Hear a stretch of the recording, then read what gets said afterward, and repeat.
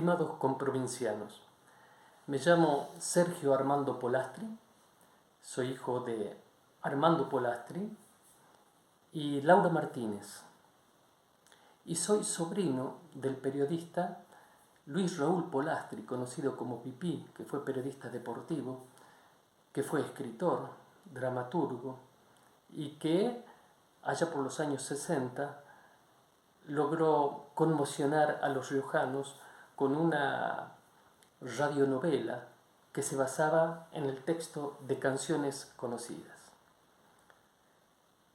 Yo viví toda mi infancia y mi adolescencia en la ciudad de La Rioja. En el año 1969 recibí mi título de bachiller en el Colegio Nacional que en ese momento dirigía el profesor Arturo Ortiz Sosa. Luego, con el diploma de bachiller, me instalé en la ciudad de La Plata para seguir la carrera de abogacía y lo hice hasta el tercer año, pero no completé los estudios. Después me radiqué en otras dos ciudades del país hasta que a fines de 1982 me instalé en Francia, en París. Y allí viví casi 25 años, hasta el 2006, año en que regresé a la Argentina y me instalé donde estoy ahora, en la capital federal. En la ciudad de París ejercí varios oficios marginales. El primero de todos fue el de cantante, entre comillas, en el metro parisino. Con mi guitarra cantaba chayas, cantaba temas de Palito Ortega, cantaba boleros. Y con eso podía vivir con humilde comodidad. Hasta que comencé a trabajar como taxista. Ese oficio lo ejercí durante 8 años y me permitió a la noche retomar los estudios universitarios, pero no ya en abogacía, sino en sociología. Y me orienté en una rama muy precisa de la sociología que se llama etnometodología. Varios años después de recibir este título universitario, de la universidad me ofrecieron un puesto de docente y ese fue mi trabajo durante unos cuantos años en la Universidad París 8, Saint-Denis. Fue allí en París donde yo comencé a escribir novelas históricas. La primera de ellas, que tiene más de ficción que de historia, verdaderamente, la escribí en francés y la publiqué en Francia en una editorial de la ciudad de Toulouse. Es esta que ven aquí, que se llama, traducida, Los divanes del exilio.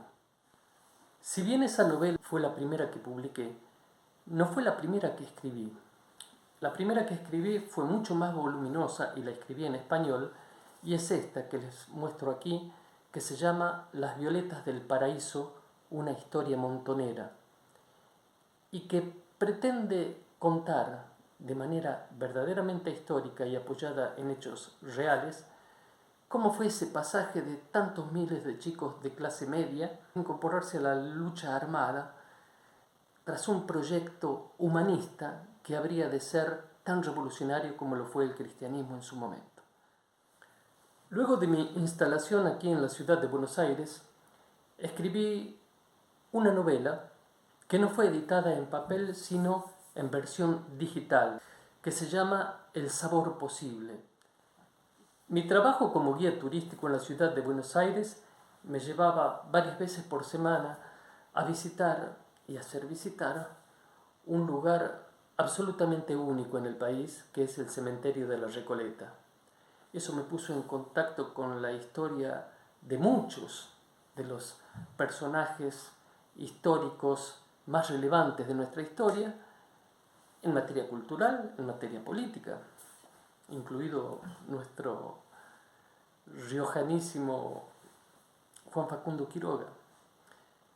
Y en el contacto con las historias de toda esta gente, se me ocurrió escribir una novela que se llama El itinerante en la cual el mundo de los muertos del cementerio de la Recoleta, hastiados y verdaderamente decepcionados con el rumbo que estaba tomando la política en Argentina en aquel año 2015, decidieron intervenir para tratar de hacer reflexionar a los vivos y que lograsen de una vez por todas la unidad de la Argentina. Esta historia que ocurre en las catacumbas ficticias, imaginarias de la Recoleta, yo la califico de chismonovela pseudohistórica. Chismonovela porque está repleta de chismes históricos que a su vez son desmentidos por datos que yo mismo voy dando a lo largo de la novela.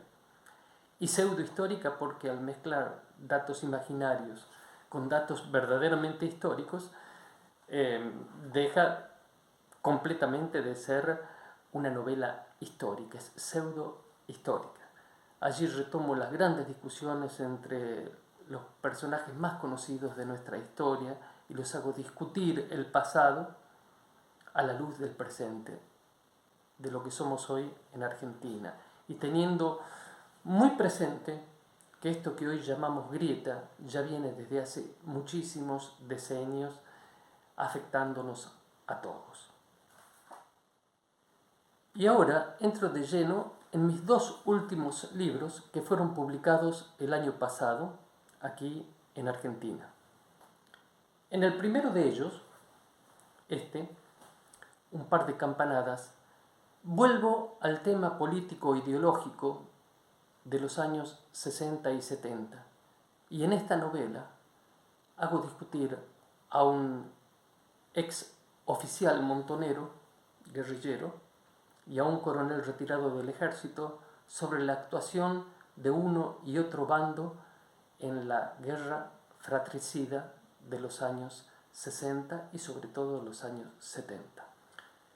Y la historia de escribir esta novela me surgió luego de que a lo largo de un año y medio yo participara en una discusión pública con un coronel retirado del ejército sobre aquellos años. Esa discusión pública era una discusión escrita que se puede encontrar en las redes sociales en este momento y que se llama Las dos caras de los años 70, donde tocamos todos los temas. Me dijeron, es muy largo, es muy difícil de tener el ritmo de esa lectura.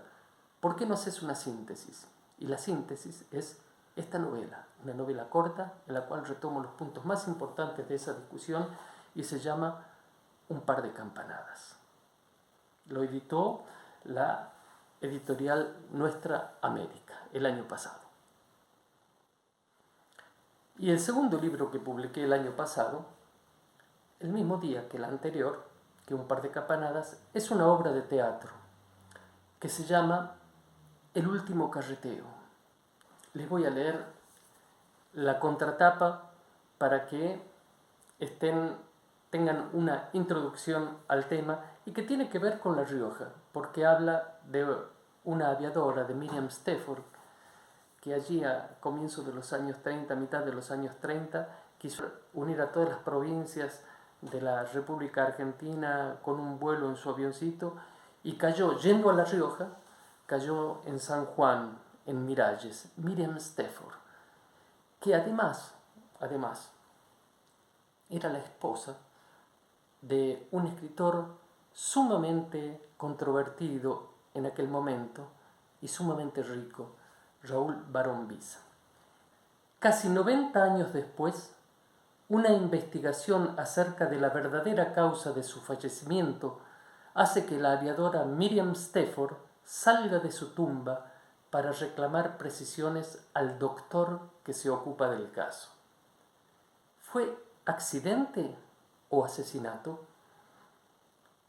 El doctor con quien habla no es cualquier persona, sino la reencarnación de alguno de los tres participantes del hecho. ¿Acaso de ella misma?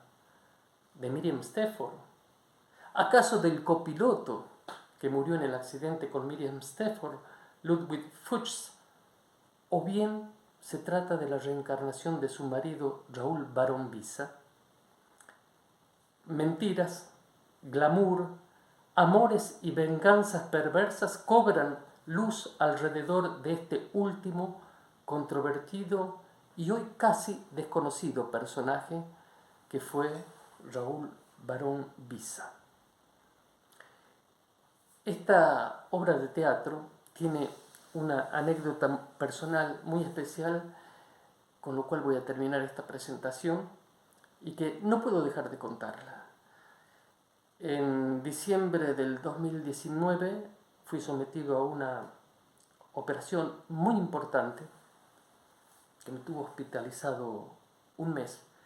Y para pasar el día a día, yo escribí de esta pieza de teatro que después presenté al concurso Nuestro Teatro, el concurso que organiza todos los años a nivel nacional el Teatro Nacional Cervantes de la ciudad de Buenos Aires, y me fue otorgada una mención especial, que es todo mi orgullo, es el primer premio importante que recibo.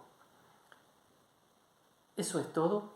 Yo les agradezco a los organizadores de la Feria del Libro esta preciosa oportunidad que, a pesar de todo este momento difícil que estamos viviendo en el país, llevan adelante la Feria del Libro y me permiten presentarme como escritor riojano a mis comprovincianos. Ni bien pase todo este momento tan difícil que estamos viviendo, voy a ir nuevamente a La Rioja a recorrer todos aquellos lugares que hicieron a mi infancia, a mi adolescencia, que no visito desde hace unos cuantos años. Mil gracias a ustedes.